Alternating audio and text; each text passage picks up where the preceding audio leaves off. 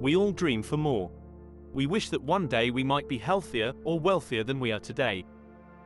We may be comfortable in our current position yet still yearn for more. There's nothing wrong with wanting to do better. Deep within us all is the potential for greatness. The desire to succeed and excel is the backbone of our entire existence. Without that desire, we wouldn't have created a supercomputer that we carry around all day in our pockets that allows us to capture memories, tell someone you love them, and book a ride home, all in only 5 minutes. These magical devices we call phones grant us the ability to make the impossible possible. But the cost of doing so is rather high. These devices provide us with a copious amount of stimulation, and if we're not careful with our consumption, we can quickly become overwhelmed by all the information and opportunities.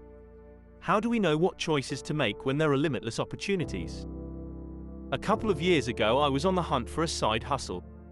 I just locked down a decent full-time job and I was eager to bring in some extra cash on the side. A quick Google search showed me that I can basically do anything I want, and absolutely everything appealed to me.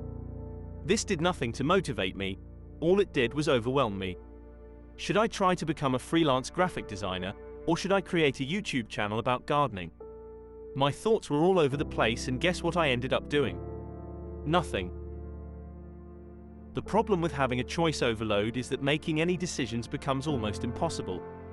We end up with too many, almost equally good options that makes choosing one and eliminating the others overwhelming, mostly due to the many potential outcomes and risks that may result from making the wrong decision. Since I implemented this one thing into my routine, I've become noticeably more interesting as a person, and I get a great sense of fulfillment out of each and every day. Something I didn't know I needed. I overcame these obstacles by simply committing to one thing, daily. That's it. No fancy gimmicks. Simply commit to doing one thing, just one thing a day. Any commitment you make is a step in the right direction. Jordan Peterson has a rule: work as hard as you can on one thing and see what happens. Pick one thing you really want to do, whether it's writing a song, working out, or cold calling 10 people selling your services. Commit to doing that one thing daily and see where that takes you. The worst punishment isn't waiting for those who committed something and did wrong.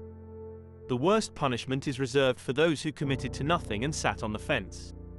If it all falls down and you decide you do not want to continue doing that one daily thing, you haven't actually failed at anything. You've found out that you lack the passion for what you thought you loved. That's the best thing that could have happened, because now you can save time by not wasting energy on that certain thing anymore. There is nothing worse than the dreaded, what if question. You've now eliminated that altogether. Why? Because you now know. Not bad for a worst-case scenario. Secondly, if you successfully commit to doing something every day, you've now hardwired a new habit into your brain. It's literally carved out its own neural pathway. If you don't wish to continue with a certain daily thing, you can simply replace it with something else, and maintain the cycle. If you continue to commit to certain positive things on a daily basis, you will eventually find something that sticks, something that you truly love, and something that will serve you in return. If you struggle to find your passion, this exercise might be for you. The focus shouldn't be on how well you're doing your thing. It should be on simply turning up and doing it every day. Once you've mastered that skill, the rest will come. Start small and be patient. Rome wasn't built in a day.